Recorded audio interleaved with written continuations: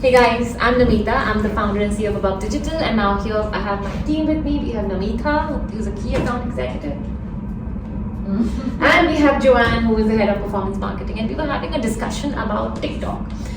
Some of our clients, actually one in particular, is very keen to get on TikTok, and we as a paid marketing agency with forte in paid advertising, we as a digital marketing agency with our expertise in paid advertising, we truly believe that for UAE market, Instagram, Facebook to some extent, and Google, with all the platforms that Google platforms that Google offers, like we have search, display, YouTube, are enough and more than enough to generate qualified leads and increase revenue growth for e-commerce site. So we were all having a discussion around TikTok. Is TikTok good for UAE market? Should businesses advertise on TikTok? If yes, why? And if not, why? I think our opinion in general is not. Yeah, if you're looking at a serious audience and you're looking at a slightly more evolved audience who has the buying capacity and actually wants to go for more expensive treatments, then I think not. But when it comes to more on a brand awareness level, on a reach level, I mean, just to be a part of the trend and you want to be known as a brand in the market, then I think TikTok is a good place to be, because a lot of local Emirati women and a lot of other nationalities also are present on a platform like TikTok. But I think it's a little bit more frivolous, right? It depends on what type of brand you are. If you're a brand who's a little bit more professional, if you're a brand who speaks in terms of I want to be an educator and an informative option in this space, then you're not seen as somebody who's serious when you're on TikTok. If you're a playful brand and you want to do a lot of activity like that, then it makes sense. Then reach makes sense. I think YouTube is a much better option. It gives you the same kind of reach, or more 10x reach actually. And it also gives you the seriousness. Yeah, that's true. But how does YouTube give you that kind of reach? Because on TikTok, as much as the little bit of information, I'm not a TikTok user. I don't really like that platform. I prefer Instagram any day. But considering the amount of time people spend on TikTok and how the algorithm works and shows you content, keeps you engaged and busy, do you think YouTube has the same reach? People are not spending hours on YouTube, but they are probably spending a couple of hours on TikTok. Yes, but your reach is not changing, right? That's the same person who's spending hours on TikTok. If they're spending about 2-3 hours on TikTok, they're definitely going to be spending about an hour on YouTube as well. The only difference is the lesser time that they're spending on YouTube, they're more focused, and you have a better attention span and attention grabbing piece over there on YouTube. Whereas on TikTok, they're just scrolling through. They're looking for more fun content. They're looking for something which maybe is informative to a certain extent that they'll remember it for the next 3 minutes, and that's about it.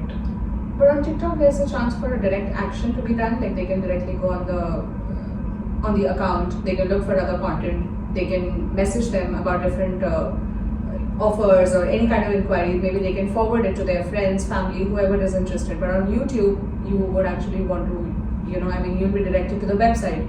The interaction is not very personal. You can do the same things on YouTube that you can do on TikTok. You can share the YouTube page with someone or the ad. You can click on it and go to the website, or even go to the YouTube channel for that matter and see other videos if they're on YouTube.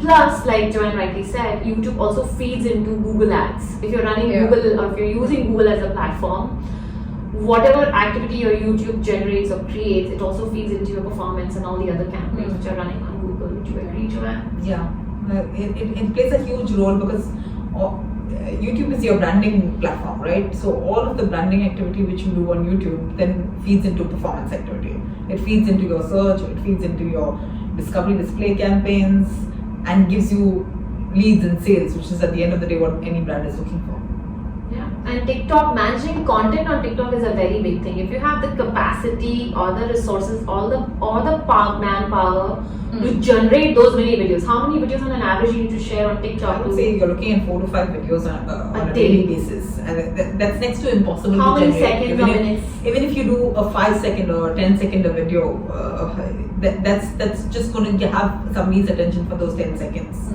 Whereas if you want to do something more informative and you want to talk about actual purposes of for example, the client whom we're talking about, their services which we want to talk about in detail, that's generally a 1-minute video at least which you're looking at. Yeah. So you have attention span for a minute which you'll never have on a TikTok.